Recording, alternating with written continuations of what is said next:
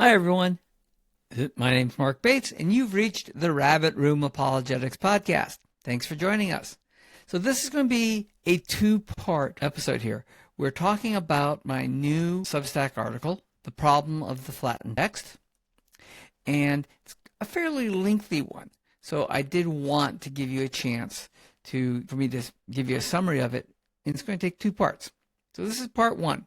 I call this the myth of the silent text in the Greek orator. So let's get into it.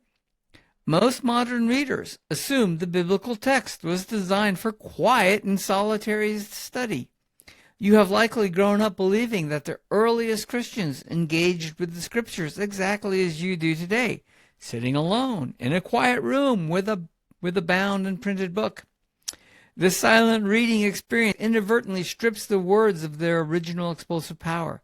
By forcing the dynamic spoken words of Jesus into flat and standardized English paragraphs, you lose the dramatic tension, the vocal inflections, and the strategic pauses that originally defined his theological instruction. You are left with a domesticated version of the text that hides the revolutionary force of the Messiah. The historical reality of first-century Palestine completely shatters our modern assumptions about reading and literacy. In the ancient Mediterranean world, the overall literacy rate in Judea and Galilee was likely below 5%, though there are many scholars who will put it at the 10 or 15% level. It still is not universal. But what we do know is that hearing the word was very important to people. Here's Romans 10:17. So faith comes from hearing, and hearing through the word of Christ, right? And once again, here we go. This is a repeated use of the same word here, right? And if we look this one up in the Greek, right? To hear or hearing, right? So the assumption here is that you're going to hear the words, not read the words per se. Because the vast majority of people could never afford expensive parchment or papyrus scrolls, oral cultures function fundamentally as performance cultures. Teachers transmitted their sacred traditions, ethical instructions, and parables through active vocalization and highly dramatic public recitations. The gospel narratives were not written to be read silently, but were composed as performance scripts meant to be delivered aloud to a gathered community. Jesus of Nazareth was a consummate master orator who carefully crafted his speeches to shock, provoke, and disorient his listeners. All right. The other thing is that Jesus utilized Koine Greek, right, as his primary rhetorical tool to communicate his unified biblical narrative to a highly diverse audience. History reveals that first-century Israel was a robustly multilingual society where Hellenistic culture constantly intersected with Jewish tradition. Here we're going to just look at Galatians 4:4 for a second. But when the fullness of time, talking here about when the Gentiles were to come, fullness of time, right? Had come. God sent forth his son, born of a woman, born under the law. So the idea here is that God picked a very specific time when it was appropriate for Jesus to be born, so that the words of God could be disseminated to the world much easier than they would have maybe 500 years earlier, right? The timing was not random. Okay? Jesus grew up in Nazareth, a town situated very close to the thriving Hellenistic city of Sepphoris and a major international trade route. As a skilled builder, Jesus frequently negotiated contracts and conducted daily business in Greek.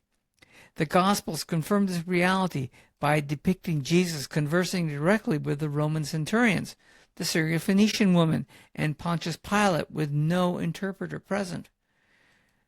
Here we go to Mark 15:2. And Pilate asked him, "Are you the king of the Jews?" And he answered him, "You have said so." Now, this is very important here because you don't see that in English here. Obviously, Pontius Pilate, Roman, right, governor, he would have been speaking Latin in Rome, but the administrative language of the Roman Empire was Greek, and every Roman basically spoke Greek. More importantly, they did not expect everyone to speak Latin, but they certainly expected them to speak Greek from an administrative viewpoint, right? That was considered the lingua franca, right? The everyday language of the Roman Empire. So when Pontius says, "Are you the king of the Jews?" he's doing that in Greek. And as far as the Mark is telling us here, Jesus responds with, "You have said so." Now, what's interesting here is that this is actually a small play on words here, right? Jesus is throwing it right back at him. "Well, you said so," right? And he's doing this in Greek, so not in Aramaic and having somebody try to interpret it. So Jesus definitely spoke Greek. Now, I'm not saying Jesus didn't speak in Aramaic and probably Hebrew, if not maybe more languages. But his everyday language was definitely going to be Greek, right? When Jesus ascended the mountain, here we're talking about for the Sermon on the Mount, right? Mount. To deliver his most famous sermon, he looked out over a vast and multinational crowd. His audience did not just include rural peasants from Galilee. The crowds hailed from Jerusalem, Judea, and the Decapolis. The Decapolis was a league of 10 heavily Hellenized cities where Greek was the absolute primary language of public life. To effectively unite this mixed multitude, Jesus naturally employed the common language of the people.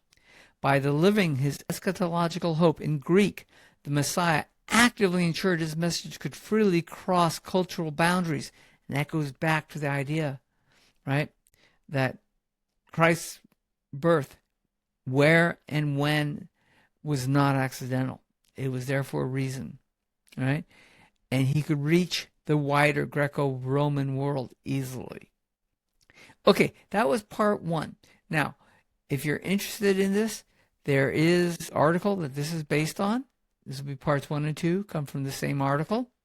It's called The Problem of the Flattened Text. It's a fairly large article. It covers a lot of details. That's why I'm breaking up the YouTube summary for you in introduction into 2 parts. But as with all of mine, and especially this one, because I do point out a number of things that may not be what you've heard in the past, right? Especially about Greek being what Jesus spoke in most of the time. I do include in this one, besides the full text of what my article's about, is the full notes on here, well documented, and the bibliography, so that you can look it up for yourself. All right? So look for part 2, and if you have any questions about this part, let me know in the comments. I answer every comment and question that you people give me, right? I want to know what you're thinking of. I want to know how I can help you. Also, if you think I got something wrong, let me know, right? The way we learn is by you telling me what you think I got wrong, me responding to you potentially, or saying, yeah, you did. And people have caught me making some mistakes here. I do it all the time. So I'm not, perfect and by any means. So let me know what you're thinking. Let me know what you would like to see expanded upon, or maybe what you need more information on. We're trying to build a community here, and I'd like you to start talking with each other, please. So do that on there. Think about subscribing to the channel. Think about liking this particular video, and hope to see you on part 2. And once again, look at the Substack. You'll find the link in the description, along with the link for Logos Bible Study software. If you want to try and use this yourself, as I have, I think you'll find it's a great Bible study tool. So look for it there. Have a great day. Be blessed, and remember, God is good all the time.